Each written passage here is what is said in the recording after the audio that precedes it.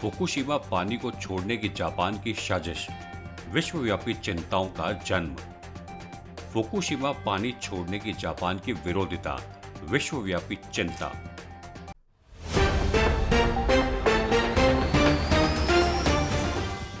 Japan की प्रतिकूल संक्रमित जल को समुद्र में छोड़ने की तफसीलात से जो फुकुशिमा विश्व विद्युत संयंत्र में हुए धमाकेदार तबाही के कारण से भरपूर ज्यादा वर्धक है।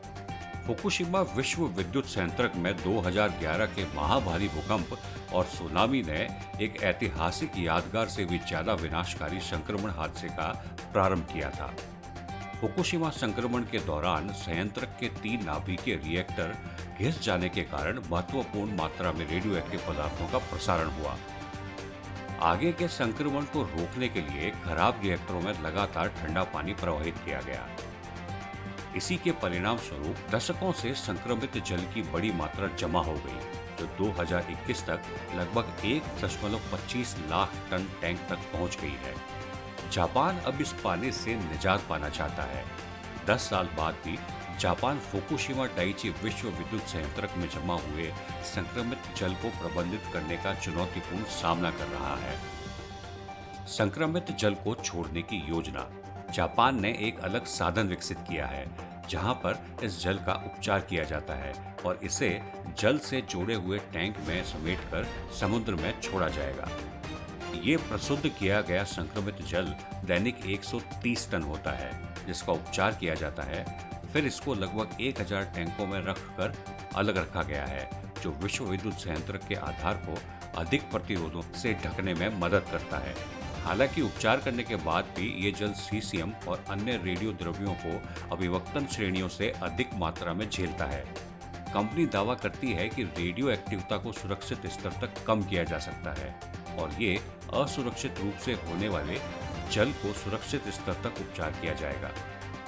अधिकारियों ने बताया है कि ट्राइटियम जल से निकल नहीं सकता, लेकिन इसे छोटे रूप में अवाहनिक मात्रा में किसी भी नाभिकीय संयंत्र द्वारा अक्सर छोड़ा जाता है।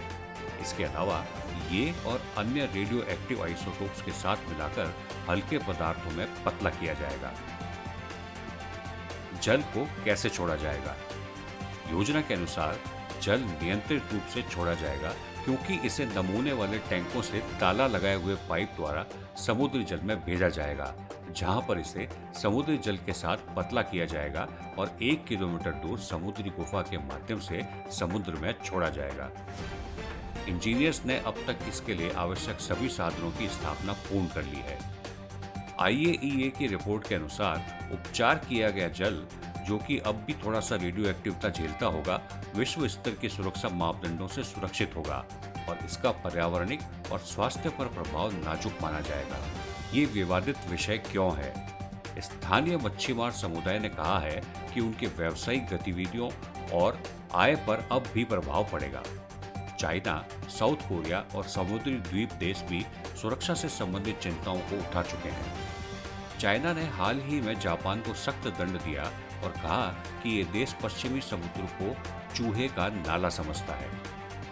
जापान सरकार ने फुकुशिमा मच्छीमारों को समर्थन के लिए 80 अरब येन यानी तकरीबन $580 मिलियन राशि घोषित की है। जापान को पानी छोड़ना क्यों जरूरी है? सबसे बड़ा चैलेंज जिससे जापान अभी सामना कर रहा है वो ये है कि संयंत्र को बंद करके सावधानीशील करने का, जो कि अब तक किसी प्रकार से नहीं हुआ है।